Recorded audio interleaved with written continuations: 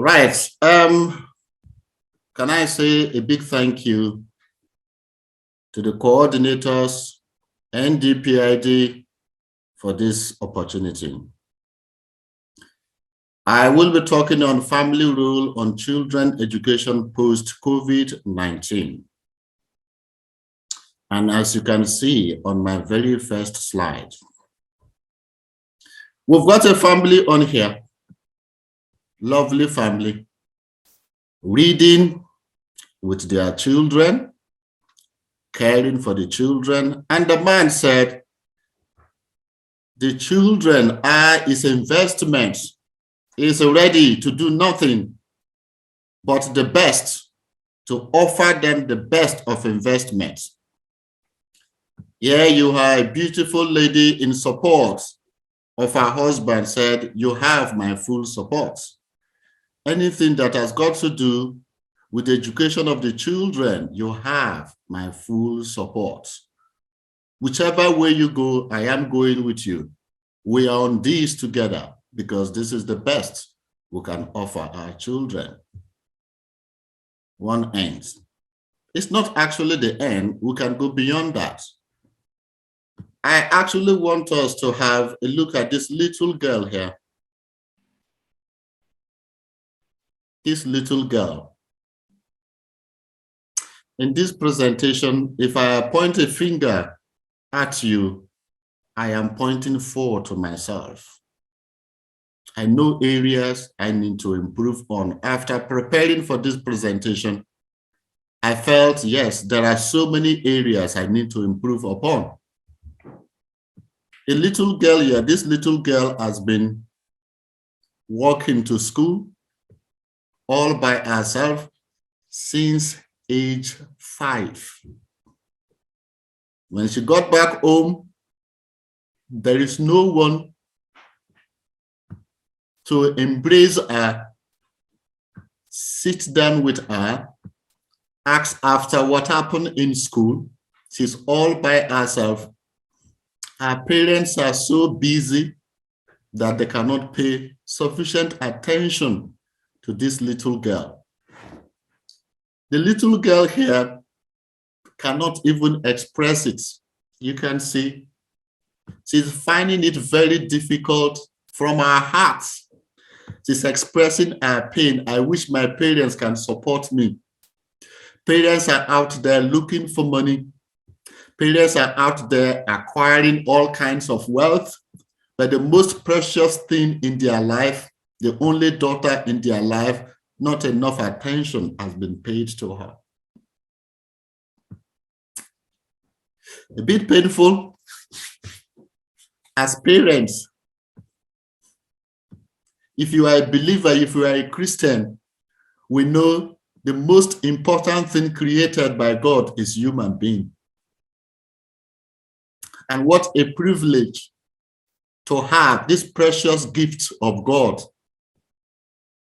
What a privilege to be made a custodian of this precious gift.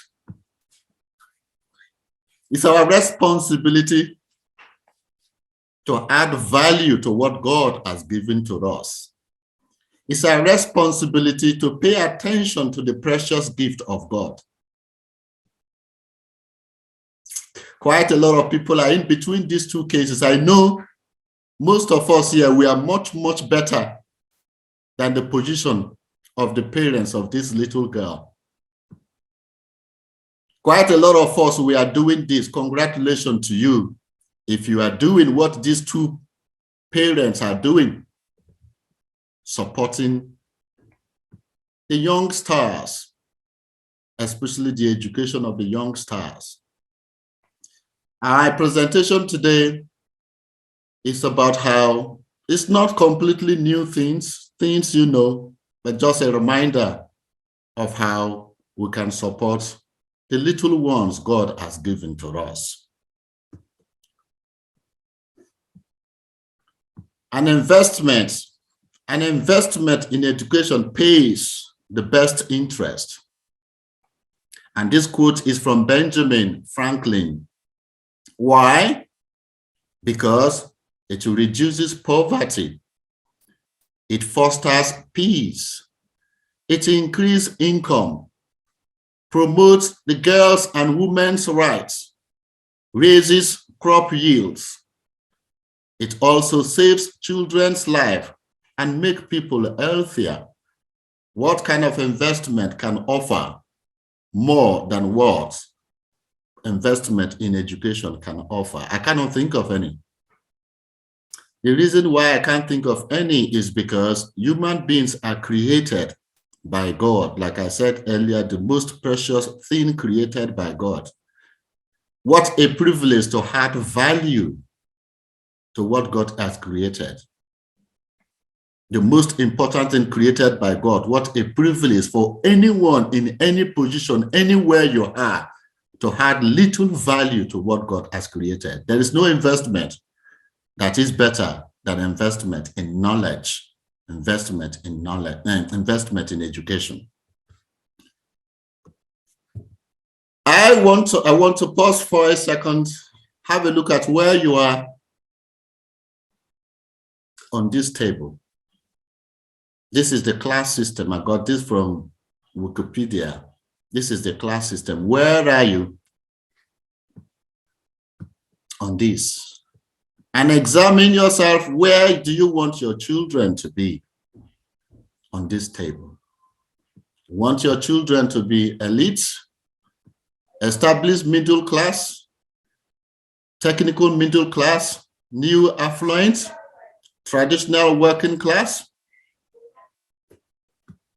And we can see the kind of jobs they do, level of education, location, culture, and the proportion of people.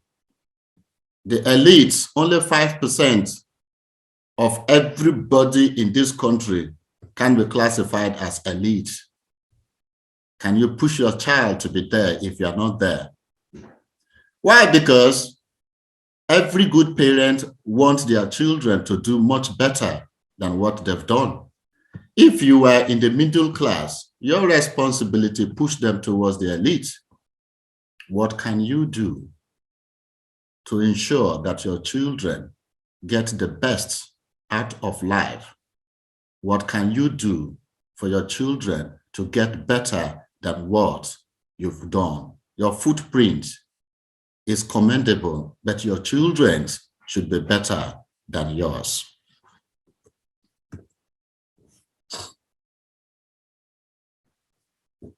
Yes, agents of socialization. I know when we were in school, we taught only 4, but because of social media and some other things, they've increased. Today, it's not my responsibility to talk about all of them. I want to just highlight few. And the focus will be on the family, the role of the family on children education post-COVID-19. I will talk about school, then I will talk about the role of parents on the activity, on the school activities of the children.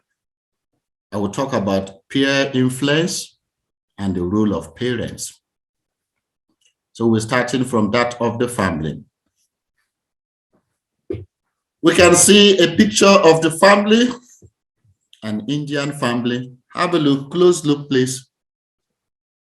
You've got granddads there. You've got uncles there. You've got nephews there. You have quite an extended family grouped here together. I want to also believe that the family composed here is not first generation migrants. It could be first, second, and third generation migrants. They're very lucky to be surrounded by all spectrum of members of the family. There's a bit of challenge on most of us here who are first generation migrants. If you are first generation migrant, remember, you are the granddad, you are the uncle, you are the niece, you are the cousins. So there's a lot of responsibility placed in front of us. Guys, I want us to stand up to these responsibilities placed in front of us. As a parent, the first migrant parent, the role of the grandparents, we have to play that role. The role of the uncles, we have to play that role. Just a quick reminder that what parents do back home with the support of other family members around you, we are expected to do much more than that. First, we've seen a lot of people, very intelligent people, not making impact in life because the value system is not there. I must be honest, I'm very worried about the eroding value of the next generation. Sometimes when I sit down to think about what is happening in the world, I worry seriously. To give you an example, about 2 years ago, I was in my local government headquarters, Bomondi. A niece wasn't feeling very well. I got to the hospital. I saw the niece, asked her questions in my local dialect, and she was responding in English language. I said, don't you dare respond in English language. I want you to speak to me in the local dialect. I was very amazed. He can't speak. And I questioned the father, you are living within this environment, surrounded by people from the same community, and all of you are supposed to be speaking a John language. Your daughter cannot speak a John language. What have you done? He said, don't blame me. I've done everything possible. She cannot speak. And worst of all, they cannot speak even proper English language. You cannot speak your own dialect. You cannot speak proper English language. What is your identity? How do you show the world where you are from? Proper English language you can't speak. Your local dialect that will identify you, you cannot speak. Where do you belong to? There are so many people gradually getting lost in the midst of so many cultures. Back home, very close to the village, the family values are gradually fading away. We could remember every evening, most times, parents will just assemble us together and tell us stories, reflecting these family values, reflecting the culture, reflecting the norm of society. As a parent, I want to implore you, you have that responsibility of inculcating the desired family values into your children. That's your key responsibility. No matter how bright a child is, if personality traits, family values, cultures, and norms are missing, it's very easy for that child to derail. Parents, I want to implore you today, our primary responsibility, our first responsibility is that of family values. What are your family values?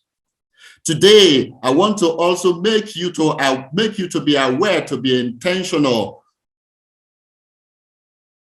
I want you to carefully, not just, oh, this is my family values. No. At the end of this presentation, I will implore you, if you haven't got your family values written somewhere in your wall, please do so and leave them out. Refer to them. Family values could be the pillars of success in the academic life of a child. The family values could be the criteria for assessing what they are doing. So what are your family values? What will your family be known for? It's important. I'll give you a sample of family values I've got on here. This is a sample of family values that we see. This is Mr. Jones' family. Curiosity, sociability, resilience, self-awareness, integrity, resourcefulness, creativity, empathy. If you are able to establish these family values in the life of your children, you don't need to worry anymore. Every other thing will fall in place. If they are curious, asking questions, if they can associate with others, if they are resilient, they are self-aware, have integrity, they are resourceful, they are creative, they have empathy, they have sympathy for what people are going through. Every other thing about learning can fit in place. Give you another sample of family value I have got on here. Sorry, my PowerPoint is not. What's happening? Give me a minute, please. PowerPoint seems stuck somewhere. Okay. Another Mr. James family values: integrity, kindness, forgiveness, humility, conviction to do good, excellence in our work, helping others, assertiveness, holding ourselves accountable for whatever you've done, letting go of past mistakes, family values. These are only samples. Feel free to write your own family values. Please, I beg you, write them out. And post-COVID-19, Abrahamson 2021 said, priority of family values should be like this: kindness. Kindness, the world has gone through so much. We should be kind to one another. Self-compassion, positive about yourself. Integrity, responsibility, mutual respect, honesty, flexibility, fairness. As Christians, we can have hope in God. All those kind of things in our family values.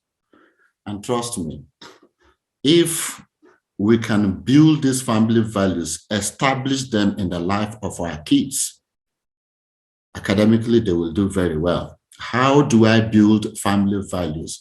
Is my next slide. Live out the family values you've listed for your children. Agree with your missus and make sure both of you live out your family values. Importantly, children are very good in noting down the unspoken words. The way you live, the way you conduct yourself, make more impact in them than what you tell them. Live out the family values. If integrity is one of your family values, come on, exhibit those attributes of integrity and let them see. Another way is family discussion. Give them an opportunity, let everybody discuss. Agree, yes, we will do this. This is what my family is known for. Like, write out a mission statement, manifesto for the family. I believe so much in storytelling because my dad brought me up with storytelling. Tell stories, watch videos that will establish these family values, that will bring to light these family values. Incredibly important. Stories, because they start from somewhere, end somewhere, the elements are connected together. The children will always remember them. Reading specific books. Have you got a book that will portray the family value? Make sure every member of the family read that book. Exhibitions, sometimes, yeah, some exhibitions would be able to establish those families. These and so many other ways are different ways we can establish these family values. The family values, like I said earlier, is exceptionally important. If you haven't written your family values, please agree with your wife, write them out, let them be somewhere in the wall.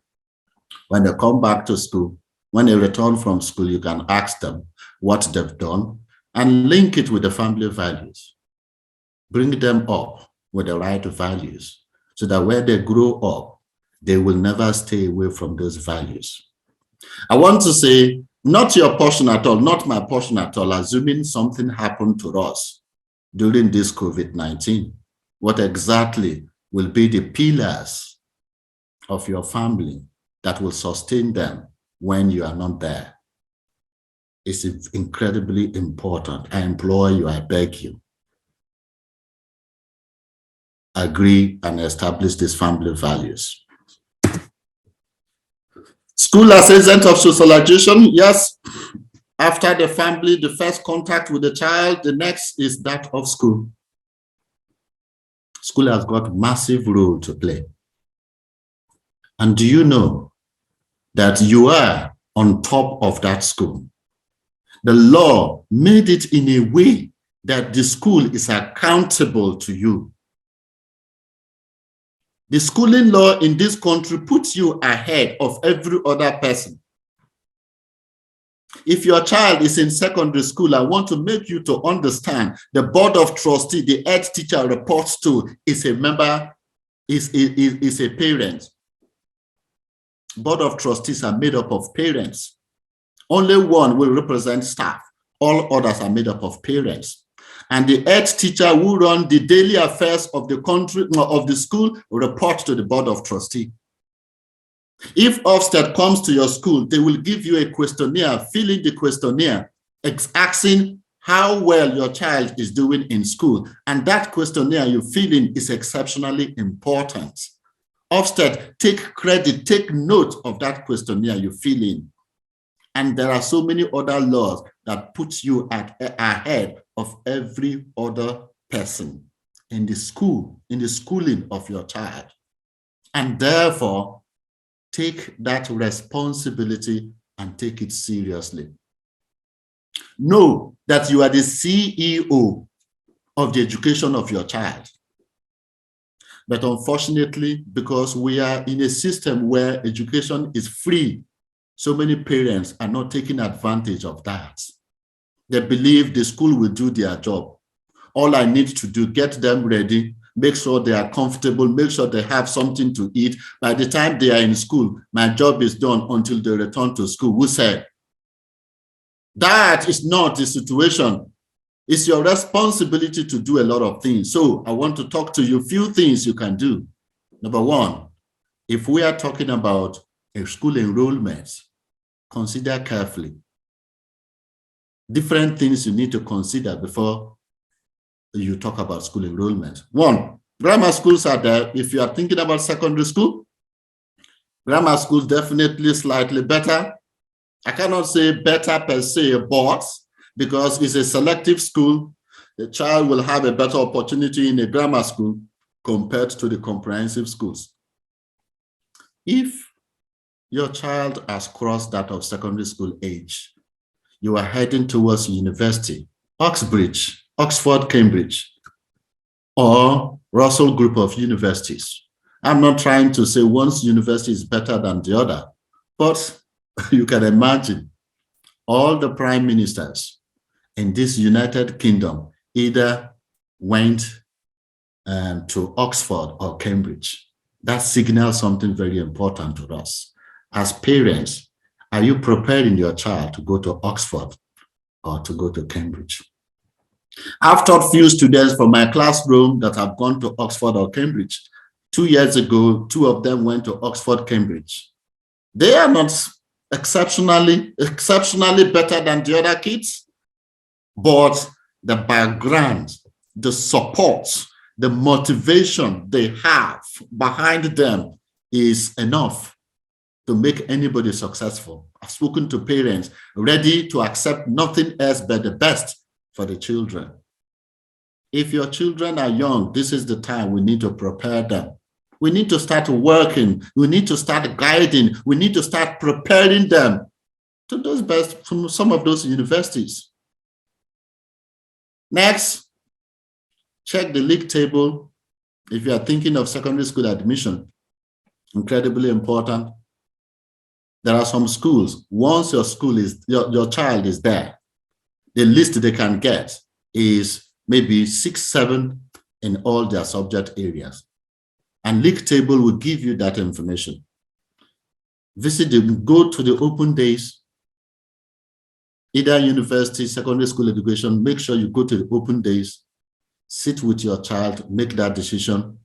Friendship groups are important. The emotional stability of the child, to me, is the most important thing. If a child is not emotionally stable, it's difficult for learning to take place. Friendship groups are important. Yes, we want to consider proximity. Yeah, You don't want them to be traveling too many hours on the road commuting to school. That is important. Please, because we are BAME community, look at the anti-bullying and the racism policies of the school before you finalize the admission of your child. Again, our second rule, like I said earlier, you are the CEO of the education of your child. You need to understand the system. First, do we know that we have 40 split of responsibility? The school is responsible for only 60% of learning of your child. You are responsible for 40%. You can imagine some parents not paying any attention at all. So at the end of the day, your child grabbed only 60% of what your child is supposed to do. The 40% is missing somewhere. If you are unlucky, the school might not even offer the 60%. So what exactly has your child taken out of this developmental process? The school of your child is responsible for 40%, sorry, 60%. The other 40% is your responsibility. You need to fill in those gaps. Please, emotional stability of your child is important. Check on daily basis with your child what happened in school. Give them an opportunity to talk to you. Sit with them, ask them questions.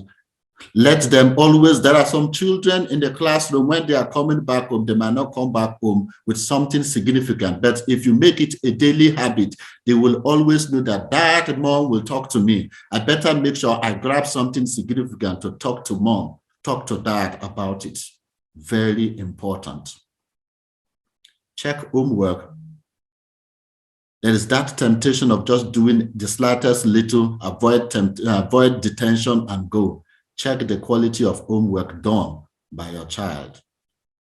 If you are not doing that, your 40% will not be complete.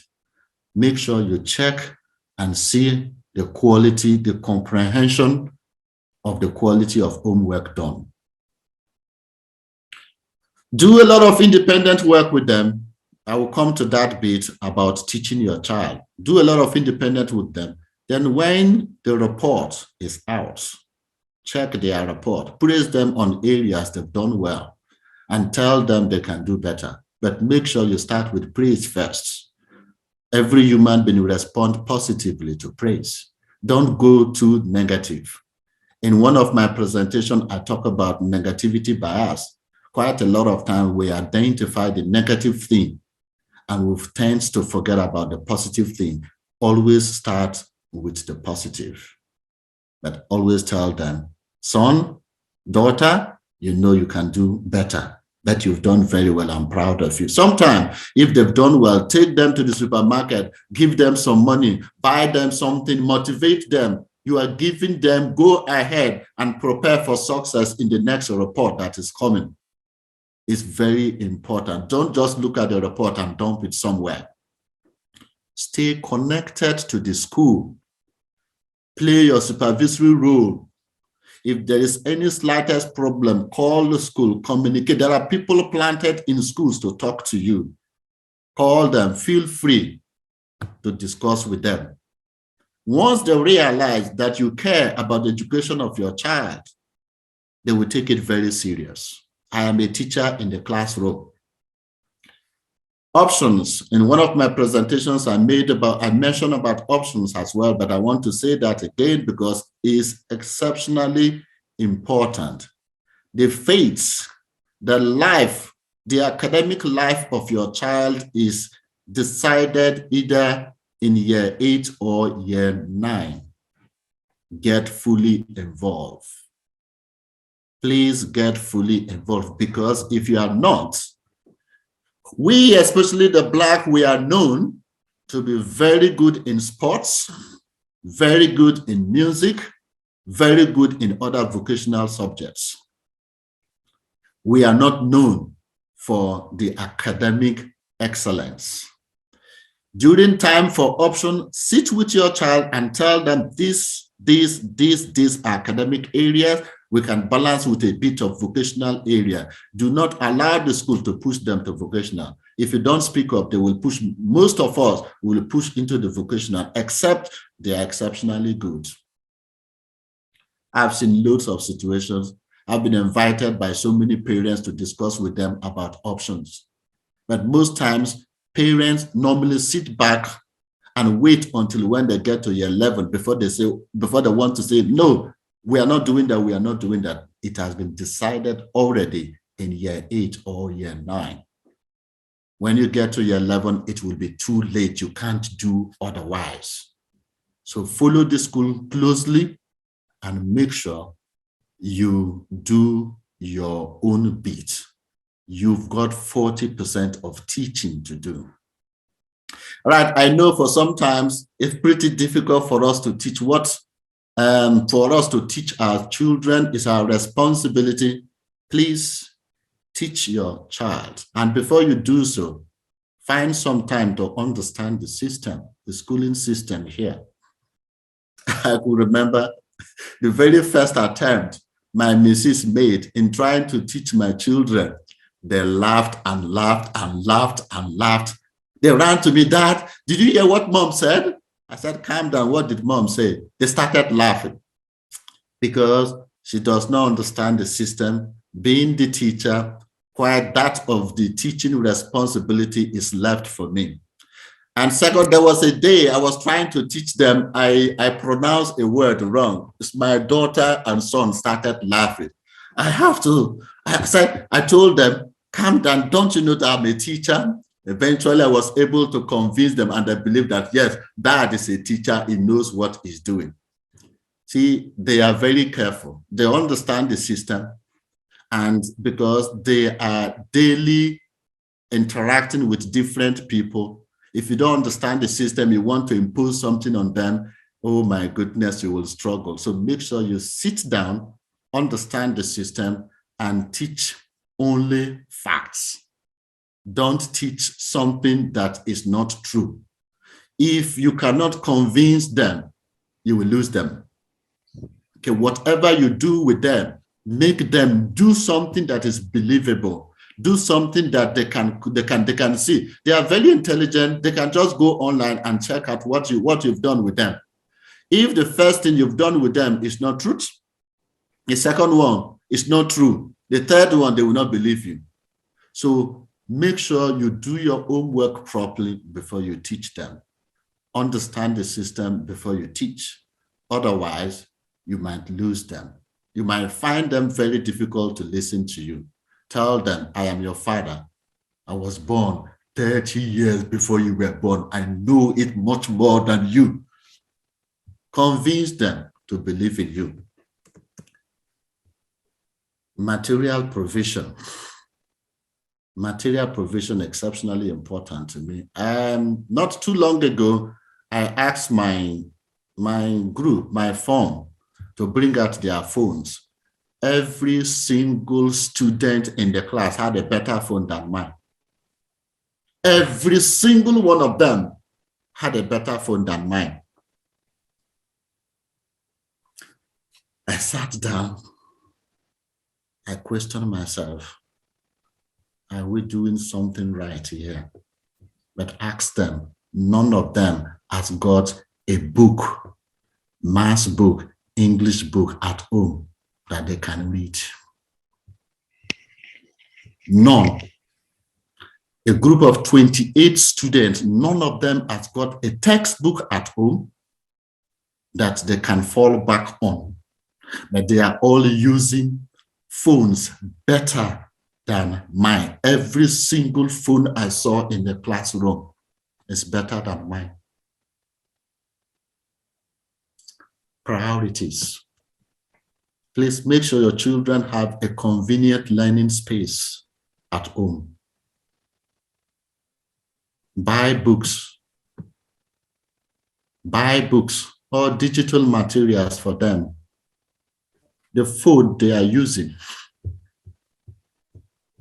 after a year or two, a better make will come out. But books you buy for them will be things they will use indefinitely.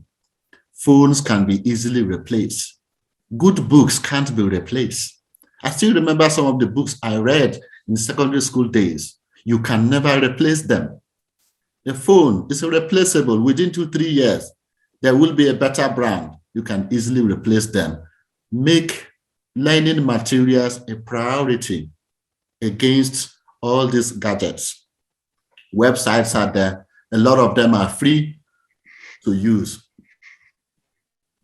Please, like I said earlier, praise, exceptionally important, incentive, give them promise. I promise you, if you do this, if you do that, if you do very well in the academic area, I will buy you this, I will buy you this. Very, very important. Tell them stories about your secondary school days. Tell them stories about, I will come to resilience. Tell them stories about how you committed yourself to be who you are. Tell them stories about other successful people. Tell them things that will make them to be motivated.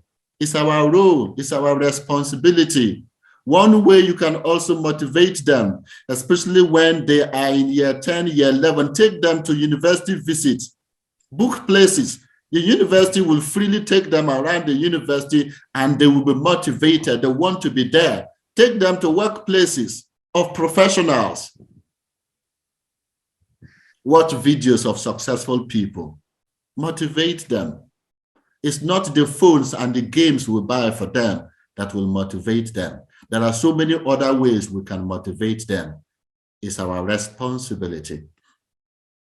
If a child is motivated, the child will go miles, extra miles to learn. But it's difficult to force an unmotivated child to learn. So it's our responsibility to motivate them. Like I've said earlier, the next one is peer social media influence.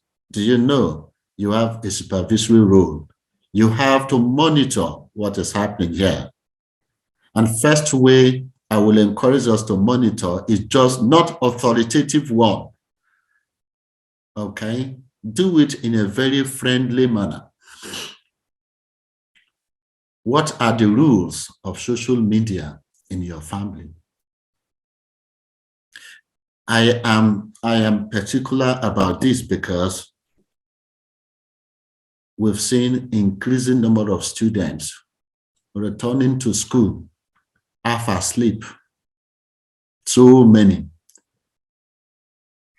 Because the family has not instituted any social rule, social media rule. They go to bed with their phone. Their phone is by them. You don't know when they wake up. You don't know when they look at, or you don't know when they go to bed. You don't know when they are playing their games and so on. There must be rules guiding the use of social media, the use of games in the family. I was in a friend's place. I passed 2 nights in a friend's place. One night, I was so upset that I am not taking this. I did something. I will tell you what happened. The boy was playing a game all through the night. And the dad said, it's holidays, during holidays, they are allowed to play a game. On that particular day, at 2 a.m. in the morning, the boy was still connected with his friends and he was shouting. I went to his room and said, get out of this place. Give me your game now. I confiscated the game from the boy. The parents were looking at me. They don't want any problem with the boy because they feel they just, as far as he's occupied, as far as he's not actually doing something silly, that's enough. Just allow him to get himself occupied with those games. It's your child. You have responsibility. You have to account for how you brought up this child. You just want him to play because it's holiday at 2 a.m. Your son is still playing game and you feel there is nothing wrong. Give you an example. I work with mostly British people. I'm the only colored person in my school. And along the line of discussing with them, one of them said to me, oh, my rule is by 8 p.m. in the evening, including my phone, and the phone of every member of the family will be in a particular place, locked away till 8 a.m. the next morning. I remember I talk about social rest. From that 8 p.m. till 8 a.m. in the morning, no one have access to the phone, including the phone of the parents. Like I said earlier, what you are doing, they are very good in copying what you are doing. If you are half awake, if you are waiting for the beeping of your phone, these guys know when the phone is with them, they will copy you. If it is a rule, let the rule be implemented across every member of the family. Monitor TV viewing hours, screen time. Screen time is becoming a serious problem. I am not a medical doctor, I can't say, but most of the children in this country are wearing glasses. Do we know why? Screen time. I cannot explain the causation, but we know it's screen time. We need to moderate how these guys watch TV, how these guys play games. And do we know the kind of games they play? Mostly, they are connected to their friends. They are playing a game. I sometimes do tutoring. Some places I go to, I know the parents are just wasting money. The reason is, when I get there, I want to teach. The boy is connected to a friend, or a friend is constantly calling him, when are you coming to play game with me? Absolute waste of money. Some people feel, oh, I will pay him, I will pay extra tuition for him. Extra tuition alone will not do it. As parents, you've got to play your role. No one else can play your role. The monitoring is your role. Moderating what they do is your role. No one else can do it. For some of us, we are even too busy. Most times we are at work, and we felt a nanny, a child care will do the job for us. Nobody can do it for us. Only we, the parents, can do it. Like I said earlier, grandparents are not there. Uncles are not there. You are acting as a grandparent. You've got to moderate what these guys do online. Also, monitor and check the history of their phone or laptop. View what is trending. Make sure you go ahead of them. Make sure you understand, okay, this is the trending game. Look at the consequences of the trending game. In this lockdown, there was a day I opened Facebook. I saw something that made me cry. A son was playing game, and along the line, he lost the game 3 times. He must have had a bet with his friend. He was so upset that he smashed his laptop when he lost the 3rd time. He got to his mom and dad. I said, Dad, I'm very, very sorry that I was so angry. I'm sorry I could not control my temper, so I smashed the laptop. They were very upset with him. They said, well, we are very sorry too. You smashed your laptop. There's no more game for you. For 2 days, the boy refused to eat anything in the family. And they felt, if it continues like that, their only son will die. So they invited him one day and told him that you have to labor for another laptop. The boy said, I'm ready to do anything. Anything you want me to do, I'm ready to do.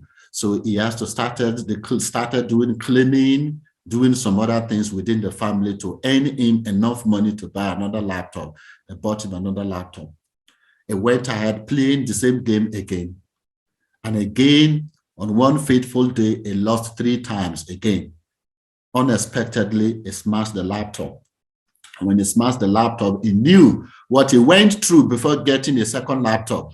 At that point in time, he felt, my dad, mom will not listen to me again.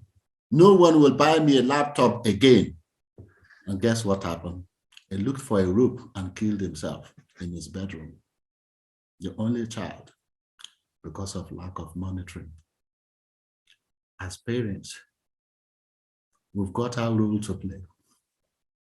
We have to monitor. These guys are so precious to us. And therefore, the upbringing, the developmental process, we need to be fully aware. We need to be intentional. And we need to guide, we need to monitor. Do it in a very friendly way. Do it in a way that they will understand. It's not by imposing things on them. And that is why I want to explain a couple of sociological theories that will enable us, that will help us to support them post-COVID-19, especially in the education of our children.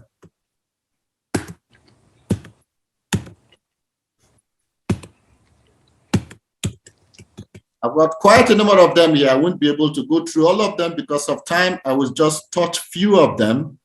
I want to touch resilience, growth mindsets, if possible, the PACE model, and mindfulness. Resilience, the ability to bounce back from adversity, failure, and difficulties. Fighting continuously in the face of difficulties, resilience. The ability not accepting, not giving up on things, but fighting continuously, especially a wonderful attribute of mathematicians. When you come across a math problem, you look at it, you try it, the first approach, it doesn't work. Second approach, it doesn't work, you are confused. Sometimes it's very upsetting. Why is it not working? You are not giving up. You continue until you get to the root of the problem. That's resilience.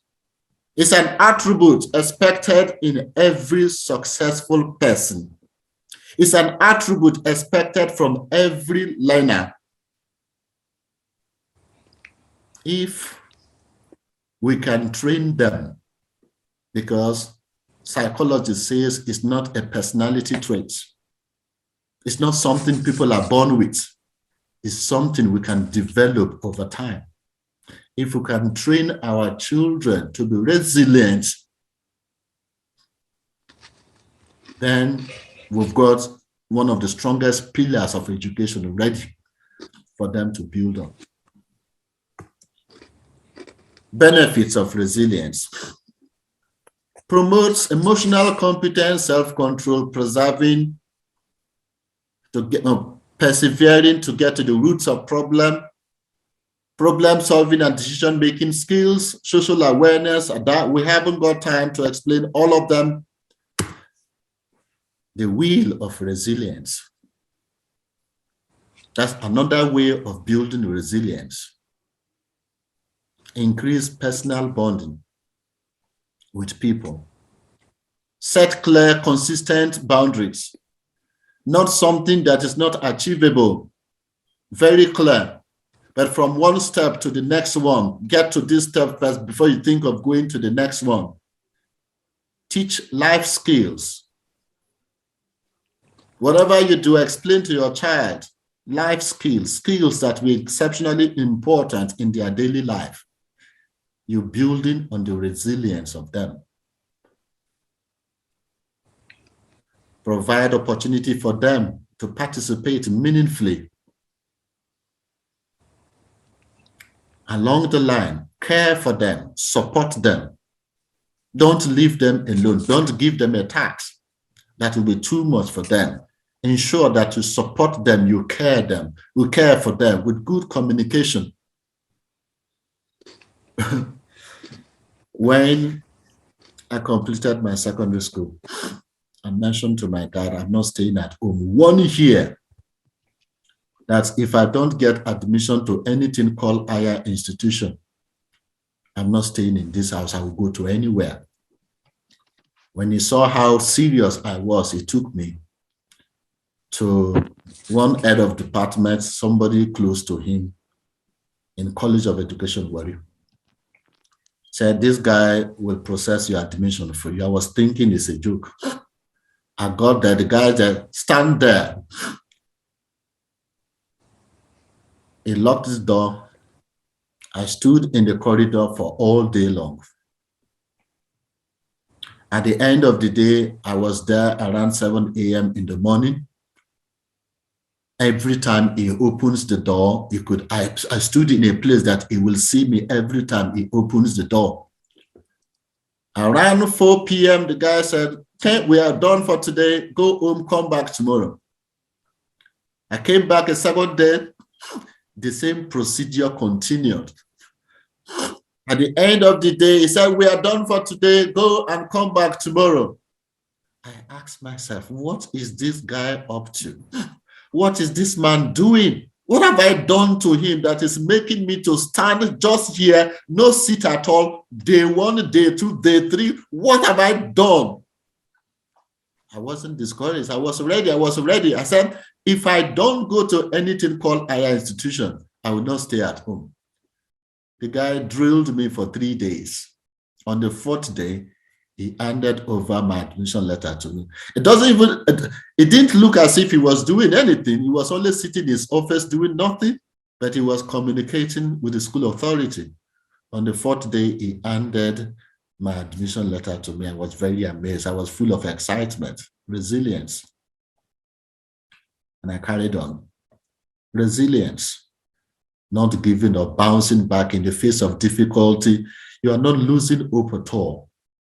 Very important attribute of every successful person, especially in academics. Growth mindset. There are some people who believe, yeah, they have a limitation, their ability, there is a specific part they can do, and there are other things they can't do. Knowledge is never fixed. Doctors made us to understand, psychologists made us to understand that your brain expands. Your brain is not static. The more you expose your brain to problem solving, the side your brain will expand to accommodate the different kinds of problem you've exposed your brain to. Whereas there are some people who believe that there are certain things meant for only specific people in the world, fixed mindsets. I want us to see a few things about growth mindset and fixed mindset.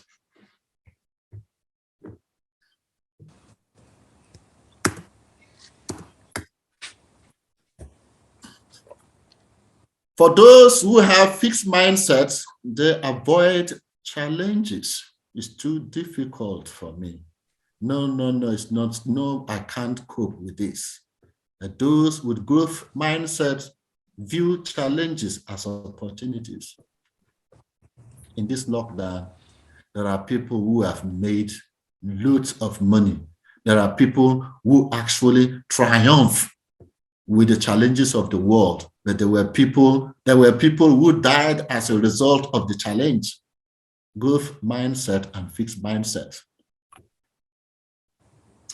Those who have fixed mindset shy away from things they don't know. But those with growth mindset acknowledge and embrace their weakness. They will say, okay, yes, this is not my strength, but the but will always be there. Okay, it's not meant for me. No, they will never say it's not meant for me. How I realize that I'm not too good at this, but I will do my best. Those with growth mindset would think of learning as a brain training their brain to become better, training their brain to accommodate things. But people with fixed mindset find it very difficult to embrace new opportunities that are beyond them. If only you can empower, you can enable, you can train your child to have a fixed, a growth mindset, you've done normal. Mindfulness. Mindfulness with the current situation of things is incredibly important. Meditation. In one of my presentations, I talk about spiritual rest. staying away from the physical being, meditating, connecting with your spirit being. Just like, look as if you are not in the world, you are now completely translated to completely a different world, connecting with your spirit being. Mindfulness, meditating. Let's see a few of the advantages of mindfulness. Sometimes our children will go, oh, my friend decided not to be a friend to me again. Oh, crying because, oh, something happened in school. People decided not to identify with me. Even my teacher. Allow them, calm them down, meditate with them, make them to see beyond the problem, make them to see the long term, make them to see, I changed school of my daughter and she wasn't ready. She said, no, I'm not, I can't afford to lose all my friends. No, I'm not doing this. Calm down, look at the long term, okay? Your friends will not stay with you forever. We're doing this for something better for you. Calm down, let's meditate about it. Let's think about it. Meditation relieves stress, reduces anxiety, social health anxiety, stop us from overthinking, and also enable us to manage unwanted behaviors, just as just eating anything you want, just drinking anything you want. Meditation also leads to well-being, resilience, and make us feel happier. Moderator, I know we haven't got time. I know a couple of questions will be waiting. So can I pause here? And yes. Use the opportunity to say a big thank you to all of you for your time, and special thank you to NDPID for this great opportunity.